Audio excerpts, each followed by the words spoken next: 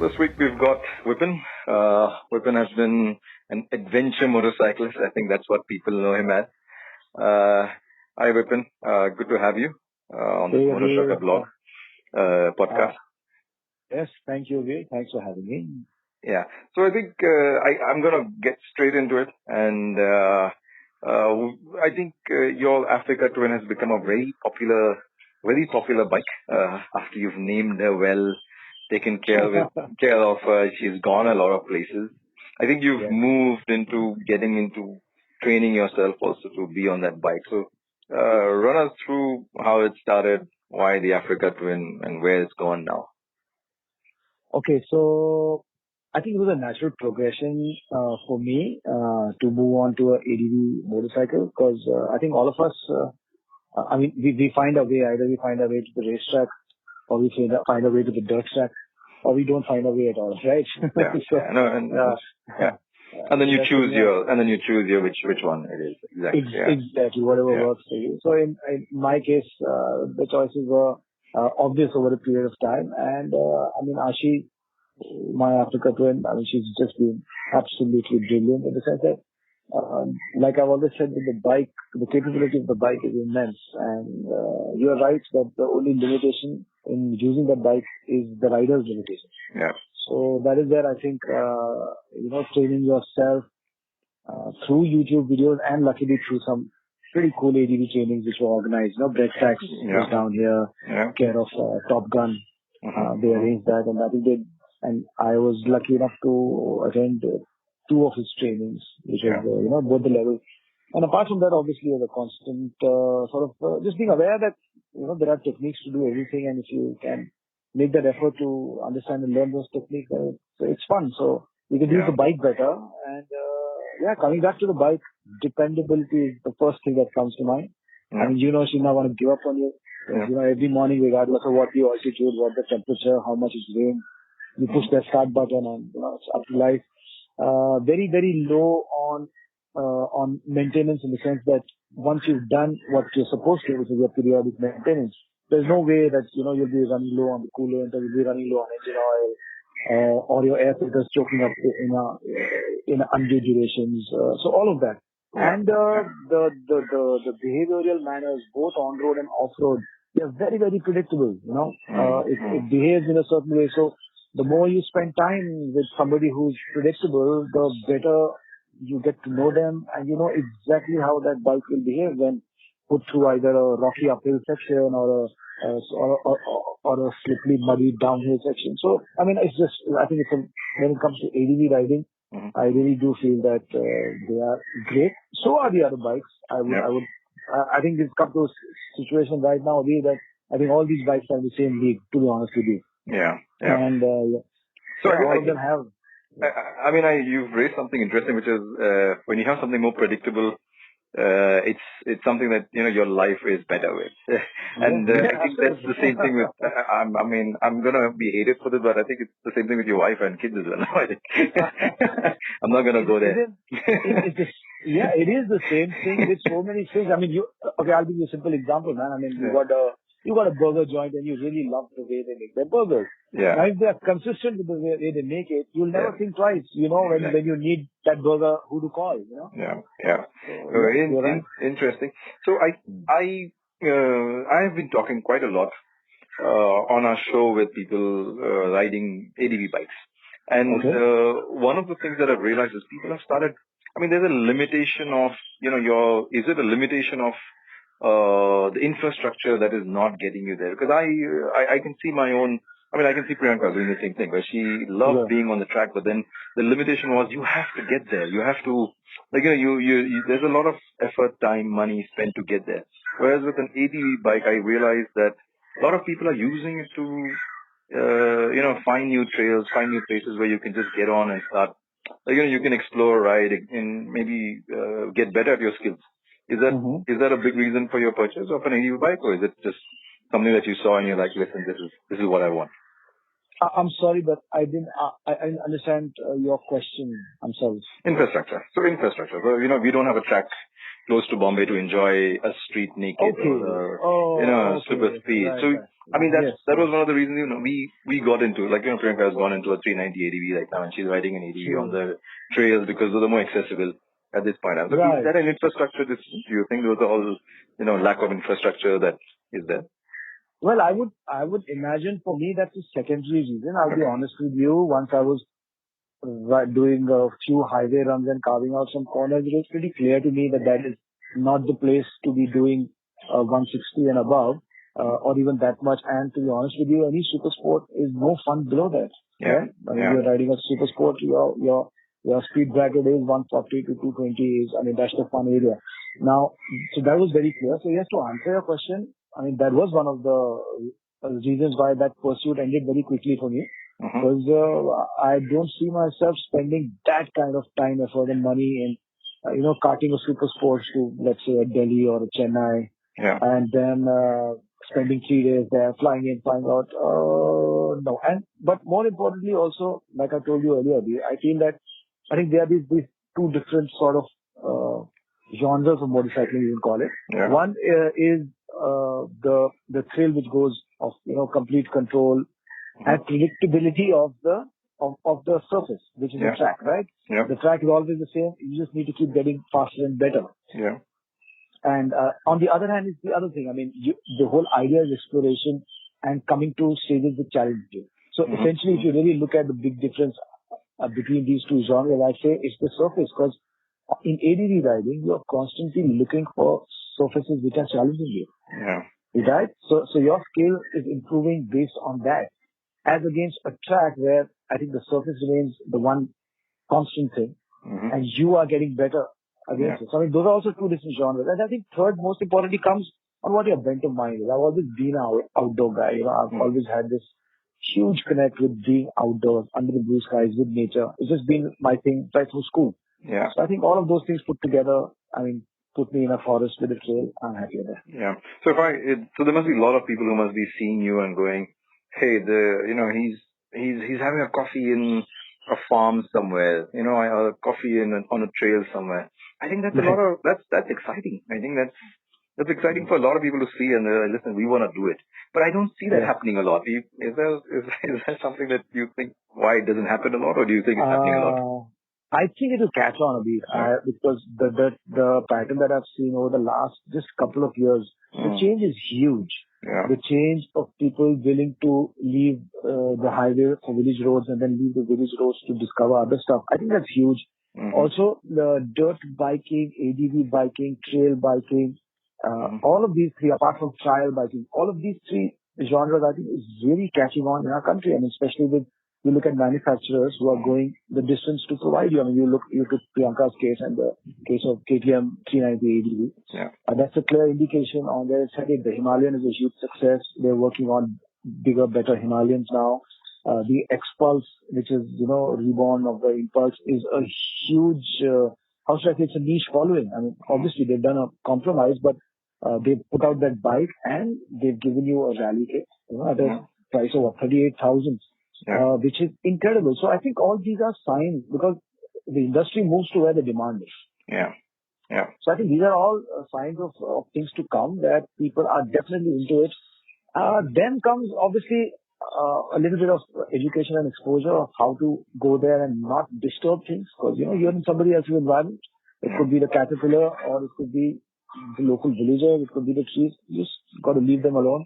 So that exposure and education, I hope, comes along with this need to explore. Yeah. So I think it's getting there. I think we are moving there. Okay. So as motorcyle, we see a lot of protection parts go. We see a lot of performance parts go. We see a lot of AD. I mean, the biggest market still is the ADV space for us. And there's a lot of people spending, on making their bikes better, putting a lot more kit on themselves, and trying to make sure that they get to these places. And which is a good sign, like you said, it's a very good sign for us as well. The only thing that, internally we keep looking at it and we keep asking people, are people really adventurous at this point in time? And that's what I've seen you go with, get an X-Pulse and, get into trails that are really challenging and, gnarly trails that are happening. And you've gone with somebody, you've gone with another buddy of yours. Do you see that adventure happening? Have you seen that? Do you see that happening? with other people. Yeah. No, I mean, just the fact that people are getting out there. Yeah. There's an adventure. Yes. So here, like I told you earlier, I think we are sort of just starting to veer towards that direction. Yeah. And I think it's to each his own. I think everybody will discover their own fondness for it in their own way. Yeah. I mean, like with everything else, motorcycling is also has attached to it a very huge coolness quotient. And if that is the only reason you are pursuing it, then very soon you won't be. Your Instagram feed will be the only reason you'll head out. Yep. So if you're seeing that. We are seeing that happen. Exactly. Like just pull off the road to where there's a small patch of dirt and take 20 pictures, and you say, okay, I've got enough pictures for the week or 10 days. I think that's it. But I'm not saying that is a bad reason. All I'm saying is you're fortunate to have found that that's your reason, so be happy there. So I think different degrees. I think it's just different degrees for different people. It's like saying, there are runners who are running 5 kilometers. That's like guys like me. Yeah. I limit myself to 5-6 kilometers. And then my wife is like knocking down a 12-kilometer run just for a warm up. And I have other friends who are running ultra marathons and hundreds of kilometers. So it's really to each his own, man. I mean, we all got to find our own groove in all of this, I feel. Yeah. So there's one question I had, and it's going to go back to what motorcycling is. Okay. I believe you've also come over a few years of, owning bikes and, owning those motorcycles and seeing, how that makes you feel like, like you're getting on the road and running, and that's 5 kilometers, but still makes you happy when you come back home. What has your journey been through motorcycling? Well, it's been actually 2 parts. I'll just break it down in 2 parts. So the first part has been the very common one, which I think all of us have gone through, which is high school boy fascination with bikes, right? And I have an older brother, so at that point, when I was in senior school, he was in college and he got himself the Yamaha RD350, right? So that was just before I had a cousin who left to train in the army, so he left us his Bullet 350. So I think, and thereafter, after those bikes and having fun with those, I moved on to my own Enfield, got a little bit of taste of touring. But that was the first part, which was essentially, college and a little couple of years after that, which was just to experience it. There was no, how should you say, curiosity beyond that. Or maybe just life took over, music took over, gigs happened. So that was the first part. But somewhere down the line, in 2014-15, that was the second part where when I got the Ducati Scrambler when it was launched. Sorry, that was earlier. So, 2014 or 15, somewhere there. I got the Ducati Scrambler. This was a fun bike. It was a really fun bike, actually. It was very, very fun bike. And I think what happened was that, I started from where I left. It was just, it was retro style, but a very fun bike. So I said, this is a great place to start to understand what it means to me now. And almost 15, 20 years had passed in the interim, right? Yeah. And so, so that was my second innings. But what happened in the second innings was that I think the connection was much deeper.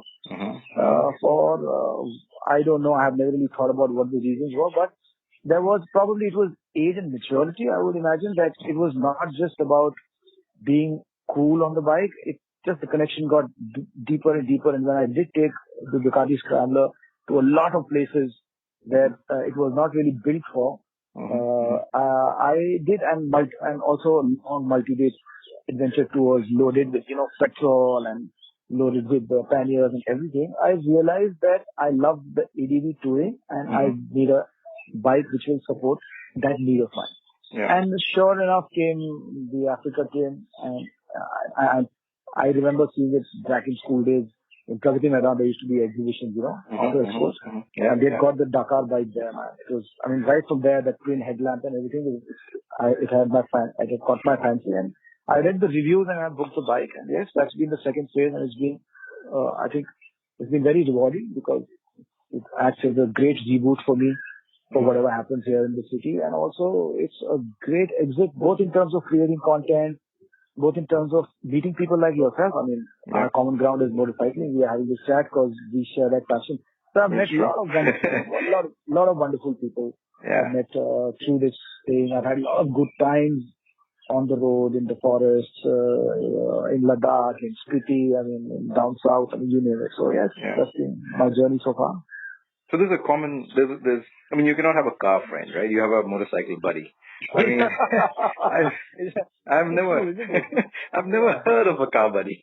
Exactly. That's a good one. Yes. So, and like you don't have biases towards a motorcycle, right? A motorcyclist. Like, I think it's a very, I've not heard of somebody say, hey, listen, he's a motorcycle, but he rides slow, so you know what? Let's not get with him. You know, but at the end, you can share a coffee somewhere and you'll be like, hey, listen, you know what? We ride motorcycles. It's kind of difficult, you know, being on the road, but you know what? It's a fun thing to do. Like you said, there's always a connect, and that's what motorcycles should do. Motorcyclists do. And, I mean, at the end, like you said, I don't know, maybe it's come with you as well. When you were a little younger and that maturity level was not there, we would sit there and, you know, you'd make fun of somebody who was riding a slower bike. But I think with maturity, there's a lot of people, like I know a lot of GS guys, mature GS guys who would still hang out with somebody who's riding, I'm not going to name it, but a little slower bike, you know. It's not like, of course. And that's what it should be doing. So I know you do something with music. I know there's a lot of things that you're doing with music. Does a motorcycle ride inspire you to do that? Or maybe just a Sunday ride, you're sitting on a bike and you think of something that brings out a tune for you? Is that, does it work? No. So this is something which a lot of people confuse with. So for the guys who are listening and who don't know me, well, I do music as a profession, right? I'm a professional film composer. And I make music for films, for web series, and a lot for advertising. And obviously, I also have my indie projects. My association with indie music goes back even before, along with motorcycles. Where I've been with Parikrama for 7-8 years. I played with some of the other cool bands. So what happens is, to answer your question, I'll never think of a song when I'm riding a motorcycle. I'll just be enjoying the ride just the same as you are. But I'm thinking what happens is that all of that leaves you with thoughts. I mean, some people will write poetry, others will write a book, some will paint, maybe some will do nothing and just think about it. And yes, so in an indirect way, I would imagine that the life around you, it impacts you, it impacts your creative and artistic output. So yes, I mean, being outdoors, riding, those experiences do contribute, but not. I cannot really put my finger on it that how they contribute directly. Yeah, I mean, you can see a lot of. But is there a common thread? I would imagine, I would imagine the common thread would be the exploration, because even musically, I mean, the only reason you want to take up music is, I think, only two things. One is curiosity and the expression.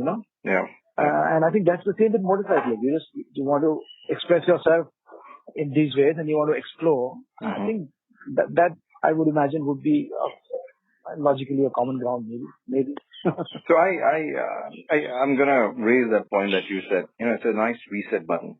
It's something that we do. For me also, exactly the same thing. It's a reset. Like I sit there and I'm like, listen, you know what? My Monday might not look good, but let me go out on a Monday morning and just get out there, do 100 kilometers, come back, and it's a reset. And I see a lot of people do that now. I mean, they're not probably on Instagram, but I'm sure, I'm sure they do that, and it helps. And that's what I think. I think people who are creative, they love to do such things. I mean, it's a very, hey, listen, let me get back. Maybe I'll just sit around and think about it. So that's what we look at you. I mean, we look at you and we say, hey, listen, maybe it's helping him with his music. But I guess maybe you never know. Good. So I have the last question that is very interesting, and it's actually come from somebody at motorcyle. Because you've been always on that Africa trip, and now we see you on an Xbox doing other things. If I was to get you 4 motorcycles, which ones would it be during the day, and what would you do with them? Oh, like that. Okay. Yeah. That is a tough. See, the first two that come to mind immediately is very clear. Yeah. I figured out. Yes. I figured out the Africa trip. I would like the two genre of bikes that I have currently, and if the Africa Trail was available at maybe 60 kgs lighter, then yes. Okay. So that Honda, listen. Yes. Exactly. Yeah. And the second, I've got the Xbox because I think it is just the most sensible and economical bike. But yes, I would like a great enduro, maybe a 250 cc CRF would be ideal. Yes, that would be my second bike. Now that leaves 2 more bikes. All right. Oh, that's a beautiful question. A beautiful problem to be faced. Yeah, exactly. Someone actually asked me that question, and I was very, very, very happy to share that. I said I want a classic to go to the coffee shop. Exactly. That's the third one that comes to mind. Yes. I want a coffee shop bike. And the funny thing was, somebody actually answered that question saying, I want one bike that I want to keep in my hall. That's a good one. How did you get it up there? I know somebody who's done it actually. Yeah. The smaller bikes, you can do that. I know somebody who's taken it up the stairs. Yeah, but I have a friend in Jaipur. 3 of his bikes are in his living room. Yeah.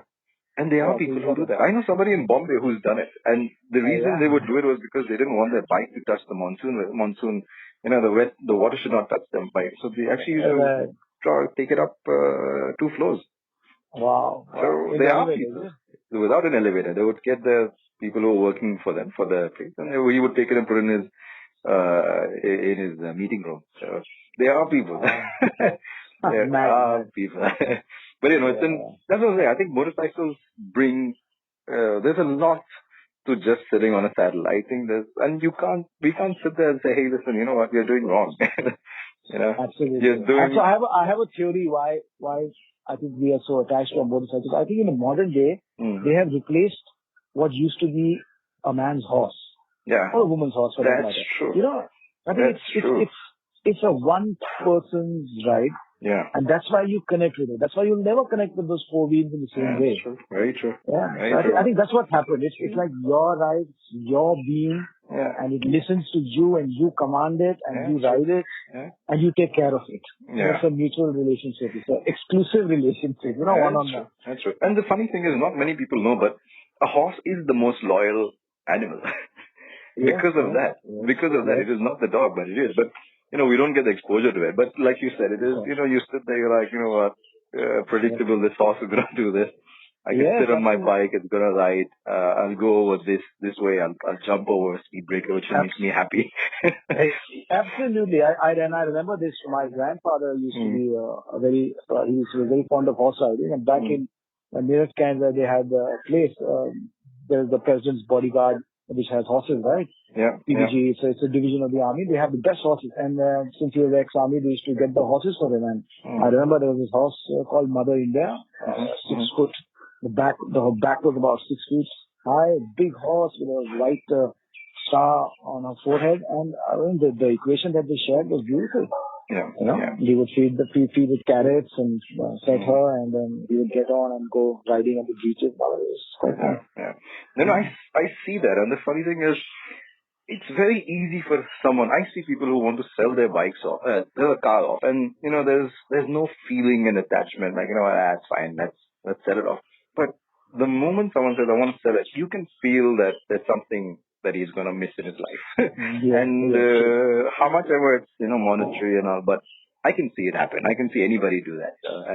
Like I said, I see you, and I think, you talk to your bike and you're sitting there going, hey, listen, you're never gonna be apart from me. Simple. That's how it is. Like I get withdrawal symptoms. I think even Priyanka gets withdrawal symptoms when the bike is at the garage. Like if it's sitting at the garage for like more than 10 days, there's something wrong. Like, I can't perform. But I think it's a feeling, and probably that's what motorcycles have to do at the end. Absolutely. Such an enjoyable pursuit. It is. Great. Well, I think this has been a good chat with you. Keep riding. I've enjoyed it. Keep riding. That's something that we want to see. And like you said, we keep wishing people that you get the next bike so you buy more stuff from us. So keep doing that. And I hope you get better bikes and bigger bikes and whatever it is, and fill your garage up. Thank you. That's as good a wish as I could hope for. Thank you. Thanks, Ben. Thanks for being on this podcast. We love it. Thank you for having me. Bye, everybody. Thanks. Okay. Bye. Bye-bye.